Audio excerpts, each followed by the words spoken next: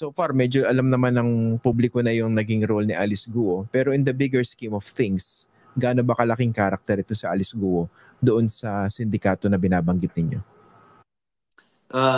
Now that we've taken a look at the entire operation of Pogo scam farms in the Philippines, lumalabas na siya po ay isang minor player lamang, no? So if Alice Leal Guo is a minor player, Christian, you could only imagine how big the actual big players are, no? Siya po lamang ay isang, how would I term it, middle manager lang sa organisasyon nila. No, nagkataon lamang that she made the wrong decision to enter into local politics. But mind you, Christian, there are many Alice Leal Guo out there. No, siya lang ang nahuli natin sapagkat naging public persona na nga po siya, no? But there are still many out there that we are examining. Pero mas nakakatakot yung mga nasa itaas ni Alice Leal Guo kasi they are real gangsters, no? Kaya medyo ingat-ingat din kami. Itong opisina ko, nandun na yung aking dalawang unan. So, pagkatapos ng usapan natin, magtatanggal lang ako ng baro, matutulog na ako doon. Tapos ng usapan. Grabe. That's the sad reality of our lives now. Oo. Bago ko puntahan yung katatanungin ko rin yung yung security at saka yung mga death threats na nakukuha ninyo. When you say middle manager lang si Alice Guo, ibig sabihin yung crucial lang siya ron sa pag-establish yung Pogo, dun sa pag-asikaso ng mga lisensya, etc. etc. Pero yung mga higante talagang you can only imagine how big they are. Parang ganon? Yes. Sapagkat nakakuha na nga po siya ng kanyang quote-unquote Filipino citizenship that allowed her to be able to buy land and so on. But of course, we'll have to revisit that discussion again because now that she would be stripped of her Filipino nationality, then she loses the right to own those land in the first place. So the different agencies of government will have to take a look, backtrack, so to speak, as to her ownership of this land. At syempre marami ng kaakibat na implikasyon yon. No? Yung pagtatayo mismo ng baukulan, yung pagtatayo mismo ng iba't ibang korporasyon na meron siyang majority control. All of this will have to be checked. Now, anong papel niya doon? Ang papel niya is because of her Filipino citizenship, she was able to procure those land in her name. So, she's a crucial piece of the puzzle. But then again, she's just a small piece of the puzzle. Okay. Yung ibang binabanggit kasi, sinasabi nila dapat i-deport siyang si Alice Guo dahil hindi Pilipino. Is that even an option legally kay Alice Guo? At saka ano yung nakikita niyo kung i-deport yan? Ano bang estado niyan sa bilang isang citizen? Well, for one, we cannot deport her just yet. She needs to answer for all her criminal liabilities in the Philippines. And considering that there will be a number of cases that will be filed against her, chances are she would grow old in the Philippines. No? So that's one. So I don't think that she would be able to I think she would spend the rest of her natural life in the Philippines, given the number of cases that will be filed against her. That's one. Second, assuming that the next president or whoever grants her amnesty, for that matter, and allows her to get out of jail and have her deported, where would she be deported? She by the moment that she loses Filipino citizenship, she becomes stateless. Unlike unlike her siblings who have Chinese passports, this woman has no Chinese passport for that matter. No? Yung mga kapatid niya, makakauwi pa ng kung saan man yon sa China. Pero si Mayor Alice, hindi ko alam. I think she would be stateless soon. At pag nangyari yun, walang pagdideportan sa kanya. Tama ba, sir? Hindi rin pwede maging refugee. Siyempre. Christian. Napaka-bogus naman pala refugee. Oo. Sobrang bogus naman. Even in the most liberal democracy, I don't think tatanggapin naman yung asylum, yes. Di ba? Okay, malabo yan. Anyway, yes. I understand, di ba, for a time, 2 passport ang ginagamit ni Alice Guo. And starting from a certain year, hindi niya na ginamit yung Chinese passport niya. Yes. Sa pagkakaalam nyo, ano nangyari? Legally speaking, we've talked to our foreign counterparts about it. Once you give up your Chinese passport and assume the passport of another, you lose the right to be able to use that passport again. No? So it will be very difficult, up almost to a point of impossible for you to reclaim your Chinese passport. Kaya magiging problema talaga, wala na. She would not be able to go home to China, so to speak. No, hindi siya makakauwi ng po dyan. Now, she came to the Philippines accordingly to the BOI around 13, when she was 13. That's when her mother, Lin Winyi, got the SIRB, Special Immigration, SIRB, Investor. Special Investors, investor.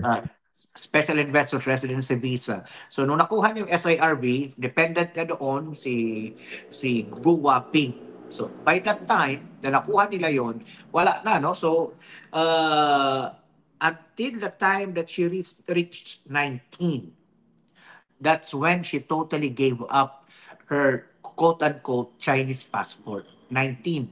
Sapagkat 19 siya nagkaroon ng COLB, Certificate of Live Birth.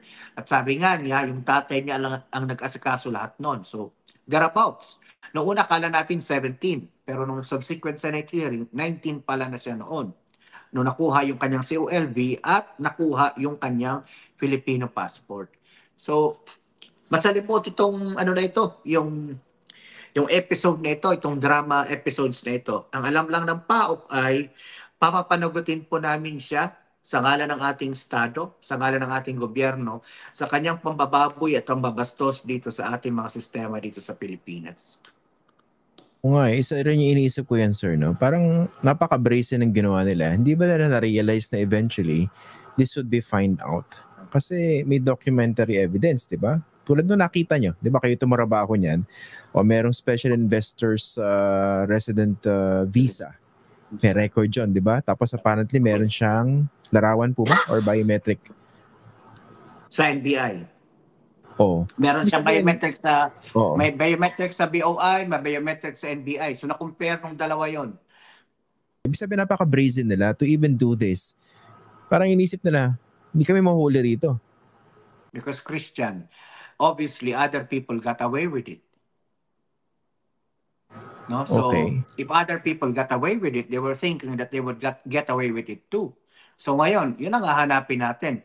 Who else other than Gu Waping got away with it?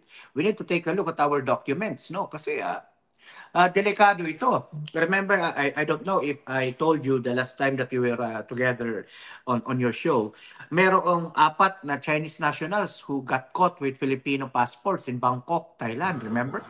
Yeah, nakwento And niyo they po. had COLBs, they had Certificate of Live Births, and so on and so forth. Alice Lialgo is not the only person who got through this process. So, she became brazen because others got away with it. And siguro, yung mga taong tumulong sa kanila, pinangakuan sila na, na kaya nilang malusutan ito. Ang pagkakamali lang talaga ni Mayor Guo, pinasok niya yung politika sa Bamban at nagtayo siya ng Baofu at yung Sun Yuan at saka Hong Sheng. Yun lang talagang pagkakamali niya. Pero kung Christian, nagnegosyo siya sa pagbababoy, she stuck with pagbababoy or she stuck with halimbawa kung nasa Divisoria siya, kasi maraming Chinese na nandun sa Divisoria. Ako duda, marami dyan sa Divisoria. Kapareho ng sitwasyon neto ni Alice Leal Guo.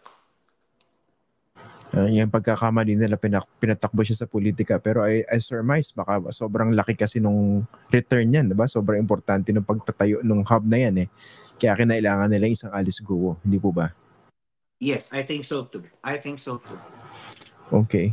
Yung sindikato na binabanggit nyo, nakwento nyo nga po yung nahuli na 4 doon sa Bangkok. Pero dito sa kaso ni Alice Guo, na-identify niyo na po ba yung sindikato na gumagawa ng lahat na yan? Yung tipong hindi ka naman Pinoy pero may gagawa magka-facilitate ng fake identity mo. To be honest, yan pa ang isang piece of the puzzle na hindi pa po namin naharap. Sapagkat yung aming investigasyon ngayon nakatutok dito sa sindikato mismo ng Pogo. Yung sindikato na nag-enable sa kanila para magkaroon ng mga passport, COLB, hindi pa po namin naharap po yan. Sa isang nakaraang meeting, ang aming pakiusap ay sana yung ibang ahensya ng gobyerno, sila naman ang tumutok po doon, motopropyo, sapagkat mahirapan na po yung komisyon para tutukan pa iyon. We'd like to focus on the problem of the transnational crime in relation to Pogos. Oo nga. Isang apela po yan sa mga ibang ahensya, no? Kung nanonood po kayo, kung mapaparid nyo po ito sa replay, no? Step up naman. Kasi ang tao ng PAOK, 49 lang, tama po ba? Tama po yan. Tama po 49. yan. Sa dami ng ginagawa naman yan, tulong-tulong naman kayo. Tsaka yung mga legislators natin, kung nakikinig kayo, magkakaroon ng budget season by September. Dapat dagdagan kayo ng budget. Tsaka palawakin yung ano nyo, yung kapangyarihan, di ba? Sana nakikinig sila. Anyway, yung isa kong tanong yung di ba, Guo Huaping, lumalabas na ito si Alice Guo, okay?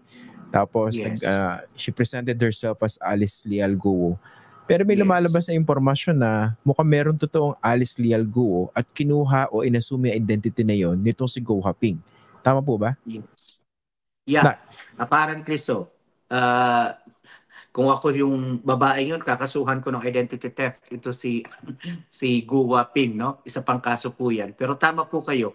You know, going to NBI, alam nyo, yung dactyloscopy, that is in fact an infallible science. Dactyloscopy, the science of fingerprint identification. Kaya nabuking po ito. Kaya mas napatibay ang ebidensya labang kay Alice Leal Guo na siya ay Chinese national, Chinese citizen, sapagkat yung kanyang fingerprint sample, biometrics na binigay po doon sa SIRB application ng kanyang nanay, at yung kanyang fingerprint sample doon sa NBI, nang kumuha siya ng NBI record, nagmatch. No? Nagmatch. In the science of dactyloscopy, no two persons can have exactly identical fingerprints. Kahit pa twins kayo o kahit ano pa man. That is an established science. So dahil doon nabuking po siya.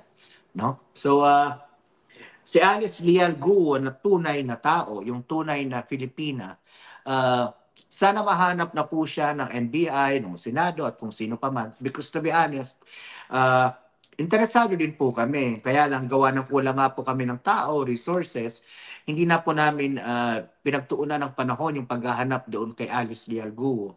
Sapagkat sa aming pananaw, meron na kaming sapat na mga ebidensya laban dito kay Guo Huaping at sa kanyang mga kasama.